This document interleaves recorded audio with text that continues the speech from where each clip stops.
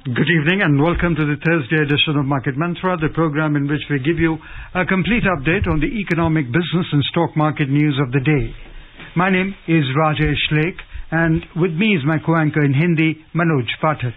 नमस्कार, मार्केट मंत्र के ताजा अंक में आपका स्वागत है। आधे घंटे के इस कार्यक्रम में हमेशा की तरह हम देश और दुनिया की चुनी हुई कारोबारी, आर्थिक और शेयर बाजार से संबंधित ताजा खबरों को लेकर हाजिर हैं। हमारे साथ खबरों पर चर्चा के लिए स्टूडियो में आमंत्रित हैं वरिष्ठ अर्थशास्त्री doctor SP Sharma. Doctor Sharma, कार्यक्रम में आपका स्वागत है। वेलकम जी, शुक्रिया, थैंक यू। आइए शुरुआत करते हैं अंग्रेजी में हेडलाइन से, जिसे लेकर मौजूद हैं राजेश लेख। The stock markets falling for the third straight day. Sensex drops 433 points. Nifty slips 144 points. Niti Aayog Vice Chairman Rajiv Kumar says Indian economy is expected to grow beyond 10% this fiscal. And rich countries have an obligation, responsibility, duty and a vow to provide climate finance to developing nations, says Environment and Climate Minister Bhupendra Yadav. घरेलू share बाजार में लगातार तीसरे कारोबारी सत्र में हुई गिरावट। सेंसेक्स 433 अंक लौटका, निफ्टी 144 अंक फिसला। नीति आयोग के उपाध्यक्ष राजीव कुमार ने कहा कि चालू वित्त वर्ष में भारतीय अर्थव्यवस्था की वृद्धि दर 10% से अधिक रहने की है उम्मीद। और पर्यावरण मंत्री भूपेंद्र यादव ने कहा कि जलवायु परिवर्तन से बचाव के लिए विकासशील देशों को वित्तीय सहायता उपलब्ध कराना विकसित देशों का है दायित्व।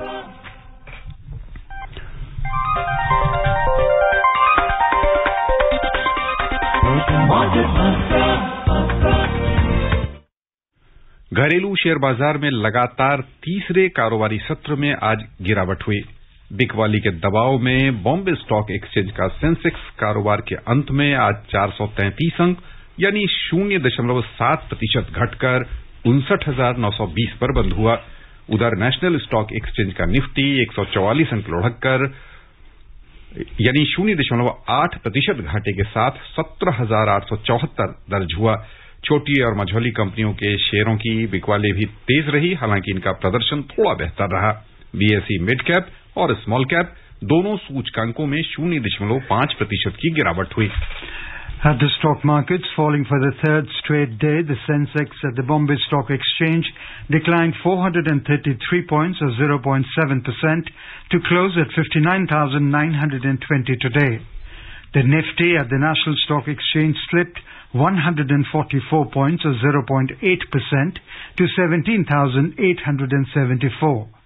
In the broader market, the BSE mid-cap index and the small-cap index fell about 0.5% each. Sectorally, on the BSE, the realty index was the biggest loser, declining 2.5%. The Bankex, the finance and the healthcare index slid 1.2%. The telecom index lost 1.1%. The auto index dropped 1%. The FMCG and the oil gas index slipped 0.9% each. And the tech and the industrials and the consumer discretionary index shed 0.5% each.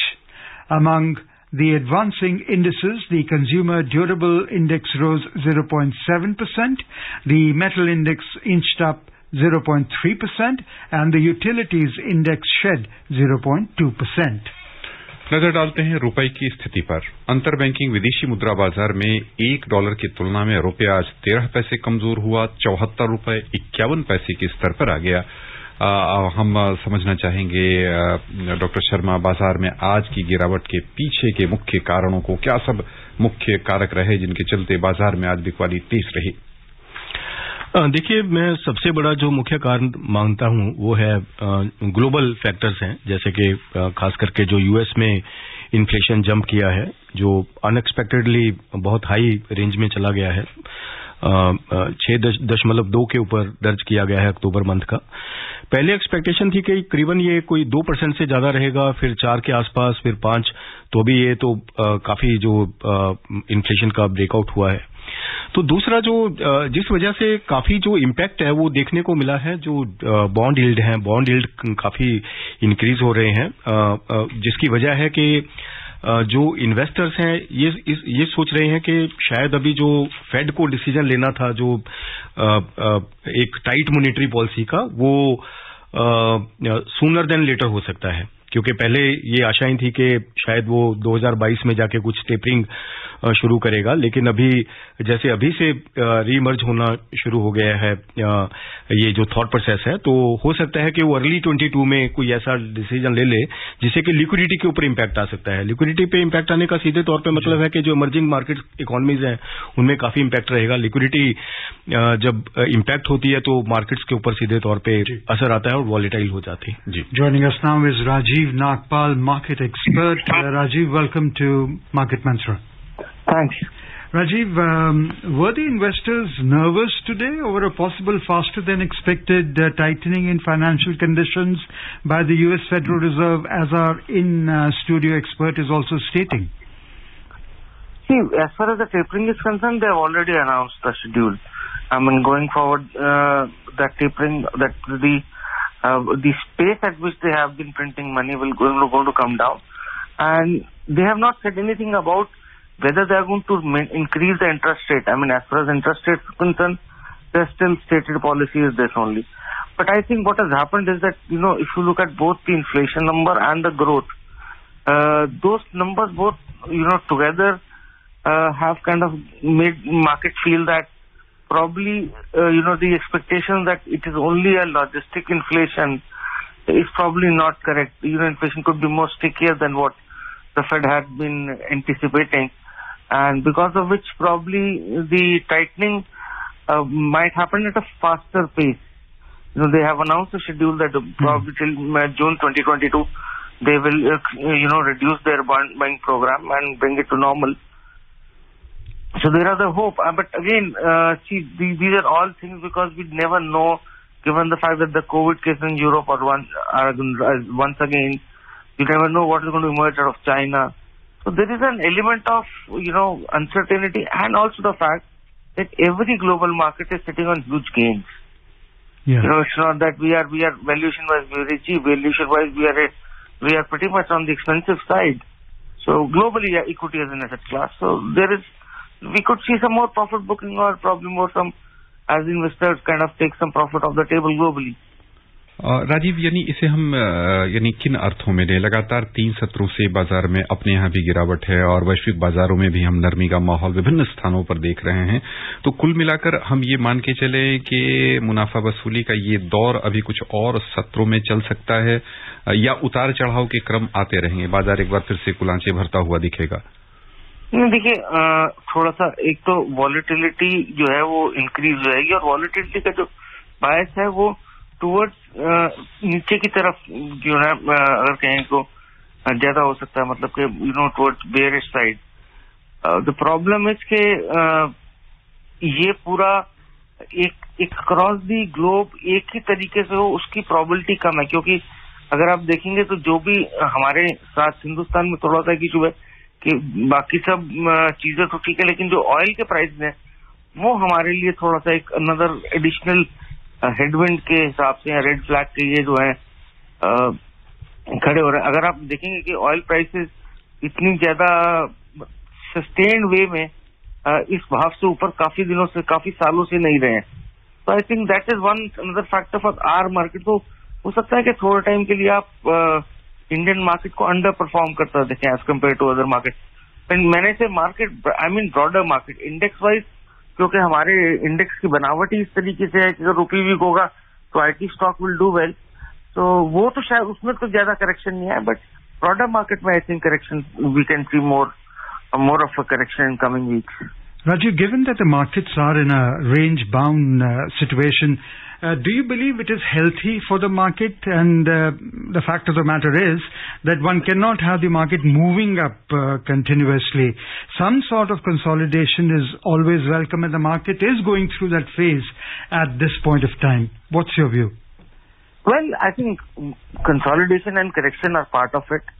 The only thing is when valuations are stretched, the corrections tend to be far more, stronger and short term in terms of index, but in terms of the broader market, where they are far more, stronger. So I think, and these are very simple part. Every rally, if you look at 25 years, every market rally has been accompanied by at least 5 to 10% correction, after which the market has again started to move. And this time, you look at last since May 2020, since the time market started moving upward, we haven't seen a reasonably, not even a decent correction of 10%. So I think it's a part of, part of investing, and we're going to continue. I mean, if it happens, well and good. If it doesn't happen, probably it would be time to be cautious. Okay. Would like to take your views on the banking and the realty stocks. They are under a lot of selling pressure today. Realty index, in fact, closed 2.5% lower. Is it because the investors are fearing that the tightening of financial conditions could be detrimental to the fragile recovery of the sector? No, I don't think so. That that probably is the fact. But another reason is, if you look at it, real estate stocks did extremely well after a gap of almost, I think 9 or 10 years, rather, after a decade. Last time the burst was led by these stocks only, and they've started doing well in later part of the bull run, which we have seen, which is probably March of 2021. So after a long time they've corrected, and what, in my opinion, probably, while the inventory problem has been taken care of, but whether the growth is going to come on a sustained basis still has to be seen. See, the fact that work from home, the desire to put money in a fixed asset, fearing that something could happen to anyone, the desire to own a fixed asset probably increased. But whether the demand and the valuations will reach the same level is doubtful. So I think probably real estate is one area where we might see some more correction. Banking, I don't think so. That banking probably, after a few days of correction, then again we are going to see most likely the stocks are going to do well, because credit offtake is expected to increase in coming quarters, and with this and the cleaner balance sheet which the banks have been able to make in the last couple of years, I think the bank stocks still have things to go. But probably yes, real estate is the one area where one need to be cautious. Rajiv, यदि हम आम श्रोताओं के नजरिए से समझना चाहें तो अगले एक वर्ष के लिए, यानी पूरे एक वर्ष का हम कैलेंडर लेके चलें, तो कौन से ऐसे 3 सेक्टर हो सकते हैं जहां निवेश अपेक्षाकृत सुरक्षित रहे और अपेक्षाकृत लाभ अधिक मिल सके? देखिए, मुझे लगता है ऑटो एक ऐसा होगा जहां पे बहुत सारे जॉइंट वेंचर्स और जो एक फेज आएगा ऑटो कंपनीज जो कि इंडिया में जो ईवी कंपनीज हैं उन वेंचर्स के लिए वो पैसा रेज करेंगी, and that is where probably I think auto एक ऐसा क्षेत्र रहेगा. दूसरा होलसेल बैंकिंग यानी कि PSU बैंक लार्जली वो है, और तीसरा जो IT कंपनीज हैं. ये 3 ऐसे क्षेत्र हैं जिसमें के प्रोबेबिलिटी ज्यादा है कि बाजार बढ़ेगा तो ये ज्यादा बढ़े और घटेगा तो शायद थोड़े से कम घटे. बस यहीं पर श्रोताओं की ओर से हम आपको राजीव बहुत बहुत धन्यवाद देना चाहेंगे. धन्यवाद मनोज. श्रोताओं, अभी हमारे साथ फोन लाइन पर थे शेयर बाजार के विशेषज्ञ राजीव नागपाल. आइए अब चलें वैश्विक बाजारों की ओर. सबसे पहले ध्यान देते हैं एशियाई शेयर बाजार पर, जहां कुल मिलाकर तेजी दिखी है. जापान का निक्केई 225 सूचकांक 0.6% लाभ के साथ बंद हुआ. चीन के शंघाई कंपोजिट इंडेक्स में 1.2% की वृद्धि हुई. हांगकांग का हैंगसेंग 1% ऊपर आ गया. सिंगापुर का स्ट्रेट्स टाइम्स इंडेक्स 0.2% बढ़त के साथ बंद हुआ. उधर बिकवाली के दबाव में दक्षिण कोरिया का कोस्पी 0.2% नीचे आ गया. यूरोपीय बाजार की ओर चलें तो समाचार तैयार किए जाने तक अंतर्दिवसीय कारोबार में लंदन का FTSE 100 0.4% ऊपर चल रहा था. फ्रांस के CAC 40 में 0.3% की तेजी थी. जर्मनी का डेक्स 0.2% ऊपर कारोबार कर रहा था. On the Wall Street, the key indices fell yesterday as a surge in U.S. consumer prices last month deepened fears that high inflation is here to stay amid supply chain snarls. The U.S. Labor Department's report also showed that in the 12 months through October, the consumer price index increased 6.2%, the largest year-on-year advance since November 1990. So the Dow Jones Industrial Average dropped 240 points or 0.7% to close at 36,080. The S&P 500 declined 39 points or 0.8% to end at 4,647, and the Nasdaq Composite slipped 464 points to 15,623. The CBOE Market Volatility Index, a gauge for investor anxiety, shot up to its highest level in nearly 1 month earlier in the session.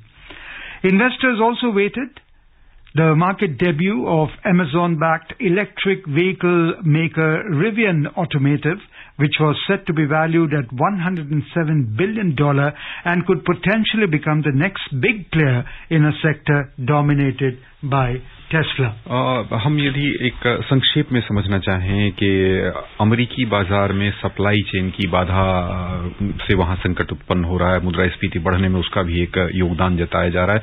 अपने यहाँ भी विभिन्न क्षेत्रों में हम देख रहे हैं कि सप्लाई चेन की यानी आपूर्ति में बाधाएं कई क्षेत्रों में देखी जा रही है, खासतौर से ऑटो में हम अनुभव कर रहे हैं। दुनिया भर में विभिन्न स्थानों पर कब लग रहा कि सप्लाई चेन संबंधी जो यानी समस्याएं हैं उनके दूर होने के आसार हैं?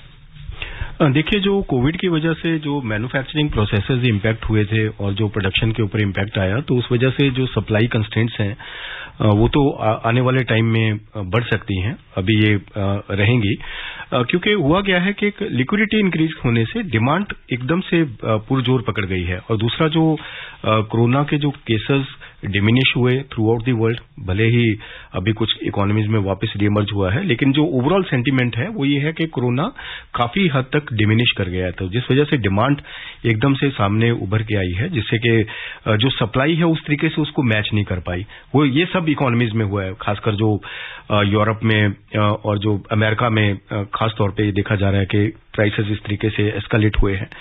और जो इंटरनेशनल कमोडिटी प्राइसेस हैं, वो अगर हम देखें, जो बेसिक इंटरनेशनल कमोडिटी प्राइसेस हैं, वो स्टील है, कॉपर है, जिंक है, इनके प्राइसेस एकदम से बहुत ही एस्केलेट हुए हैं ड्यूरिंग द लास्ट 1 ईयर। मेरे ख्याल से 100% से ज्यादा इंक्रीज हो चुके हैं। तो एक तो जो रॉ मटेरियल कॉस्ट बढ़ने की वजह से और जो प्राइस कॉस्ट मार्जिन जो प्रोड्यूसर्स के कम हुए, तो प्रोडक्शन सेंटिमेंट भी कम हुआ उसके साथ, जिससे कि जो सप्लाई थी वो डिमांड को मैच नहीं कर पाई। तो अभी आने वाले टाइम में जिस तरीके से अब डिमांड का ऑब्जर्वेशन आई है, तो जो सप्लायर्स हैं वो अपनी सप्लाईज इंक्रीज करेंगे। तो मैं समझता हूं कि आने वाले जो 2-3 क्वार्टर्स हैं वो अभी चैलेंजिंग रहेंगे। तो 2022 में जाके जो सप्लाई साइड कंस्ट्रेंट्स हैं वो नॉर्मल होंगी, जो एक ये पेंट अप डिमांड था जो वो भी नॉर्मलाइज होगा, एक स्ट्रांग जो इक्विलिब्रियम है डिमांड एंड सप्लाई के बीच में वो बन पाएगा। और अभी हमें लगभग कोई 2 क्वार्टर में ये देखना पड़ेगा कि सप्लाई कंस्ट्रेंट्स हैं और डिमांड काफी हद तक जो है वो इंक्रीज हो रही है। So Dr. Sharma, could faster tapering of asset purchases spell trouble for emerging markets like India, which could see reduced inflows from foreign portfolio investors and possibly withdrawals from here? Yes, markets may remain volatile, but I don't see any major impact on the Indian market, because now the Indian market is also driven by the retailers. Retail participation is increasing like anything. Earlier, it was only 25-26%. Now the retail participation on daily transactions is at around 34%. That is a major significant sea change in the investors' mood, that they are now participating more and more in the stock market. So, though significant impact is also there from the foreign buyers, foreign institutional investors, but the markets will not go down significantly if something happens in the international market, like liquidity squeezing is there, or some earlier than expected tapering is happening. Markets will not be that much impacted. Markets will remain volatile, but the overall market mood will remain strong. So, because our fundamentals are very, very strong, and we have posted the good numbers in almost all the variables, like IIP numbers, exports. We have a great... Absolutely, but you mentioned about the retail investors in the future could help out the markets, but there is a school of thought which says that the younger retail investors could divert their funds to cryptocurrencies. But now the cryptocurrencies are becoming more and more challenging, because there is a statement by the authorities also, Reserve Bank also, that this is a major there are worries from this front, because wise people, I think, will remain away from the such kind of hot trading system. So the wise investors always invest in the long-term growth prospects. So that is one thing. But the speculators may remain around the cryptocurrencies to gain the short-term gains. But overall, as the economy is growing significantly, and we are the brightest economy in the global ecosystem, currently in the current year also we will be the fastest moving economy. So on the back of these prospects, I believe investors will remain lucrative about the Indian markets, not only for the quarters but for the years in the coming times. Moving on, Niti Aayog Vice Chairman Rajiv Kumar has said that the Indian economy is expected to grow beyond 10% in this fiscal, supported by a record Kharif crop, bright Rabi prospects and strong rebound in trade. However, he cautioned inflation is emerging as a key risk to sustainable global economic recovery with supply chain constraints and rising energy prices. In the 8th edition of Arthniti, Rajiv Kumar said agricultural growth will boost rural demand and spur the revival in the manufacturing sector with improving capacity utilization. According to Kumar, significant increase in exports will also boost economic growth and employment generation, while the gradual pickup in contact-intensive service sector is further likely to support the growth momentum. Kumar further added that the trade growth in India is rebounding strongly with much stronger imports than exports, reflecting India's robust economic recovery. Dr. Sharma, this is good news. Very briefly, what's your view on the 10% growth in this fiscal? Yes, that is very, very achievable, and our view from our chamber is also that we will post our double-digit growth for the current year, and growth will remain intact in the coming years also, because we have very good prospects in the export front also. Exports will create more and more employment opportunities for the growing young population, particularly in the areas which are labor-intensive, like food processing. Last year, we posted a very good trajectory in the agri and food products. So in the current year also, we have a great expectations that we will move forward with more and more growth in the food processing sector and other labor-intensive sectors also. So I believe these figures are achievable, and we will post a high growth trajectory for the current financial year. Doctor Sharma, यदि निर्यात के मोर्चे पर कृषि के अलावा हम यदि विचार करें तो कहां-कहां आपको निर्यात किन-किन सेक्टर्स का दिख रहा और किन-किन देशों में, किन-किन जो भौगोलिक क्षेत्र हो सकते हैं वहां? देखिए, जो हमारे ट्रेडिशनल मार्केट्स हैं, हमारा यूएस एक बहुत ही मेजर डेस्टिनेशन है, एक्सपोर्ट डेस्टिनेशन है, जिसमें जो ग्रोथ है वो काफी तेजी से बढ़ी है पीछे के कुछ सालों में. तो यूएस के अलावा हमारा यूरोप को काफी अच्छा एक्सपोर्ट है, और जो प्रोस्पेक्टिव मार्केट्स हैं उसमें ऑस्ट्रेलिया है, जापान है और मिडिल ईस्ट है. तो ये इकोनॉमीज हैं जिनकी तरफ हमारा काफी रुझान है, और यूएस सबसे ज्यादा मेरे को इस टाइम पे लुक्रेटिव है, क्योंकि यूएस में जिस तरीके से हम इन्फ्लेशन देख रहे हैं, जो सप्लाई डेफिसिट है, तो हमारे लिए एक बहुत बड़ी अपॉर्चुनिटी है कि हम जो प्रोडक्ट्स हैं ज्यादा से ज्यादा एक्सपोर्ट कर सकते हैं और अच्छा ग्रोथ ले सकते हैं. आइए खबरों का सिलसिला आगे बढ़ाते हैं. निवेश और सार्वजनिक संपदा प्रबंधन विभाग के सचिव तुहिन कांत पांडे ने कहा है कि केंद्र सरकार को भारतीय इस्पात प्राधिकरण लिमिटेड से लाभांश के रूप में 480 करोड़ रुपए से अधिक की राशि प्राप्त हुई. उन्होंने बताया कि केंद्र सरकार को लाभांश के रूप में मैंगनीज ओर इंडिया लिमिटेड से 63 करोड़ रुपए और एमएसटीसी से 20 करोड़ रुपए प्राप्त हुए हैं. Environment and Climate Minister says rich countries have an obligation, responsibility, duty and a vow to provide climate finance to developing nations and should deliver on an unfulfilled promise to raise $100 billion a year. In an interview yesterday with the Associated Press, Bhupendra Yadav said addressing the shortcomings on finance was paramount to making the UN Climate Summit in Glasgow, Scotland a success. The minister said, I believe the biggest responsibility lies with the developed countries, because if there is any gap that remains, it is in the action for climate finance. Bhupendra Yadav heads the Indian delegation at the 2-week talks scheduled to end on Friday. A draft deal under negotiation noted with regret that rich nations had failed to meet their promise to provide $100 billion each year in climate finance to poor nations as of 2020. Currently, rich nations provide an estimated $80 billion annually, which poorer nations say isn't enough to develop clean energy systems and to adapt to worsening climate shocks. Do you agree with what the minister is saying? Actually, it is very important for the rich nations, developed nations, to support the developing nations when it comes to climate change. Yes, that is very, very important because rich nations always drive the thought process and they provide the resources to the poor or the developing nations. So that is now becoming more important at this juncture because climate is a very, very important aspect to move forward with the high growth, not only for the developing economies but for the advanced economies also. They should also now focus more seriously to drive not only the this movement in the advanced economies but also to take together the developing and emerging economies with the resource mobilization.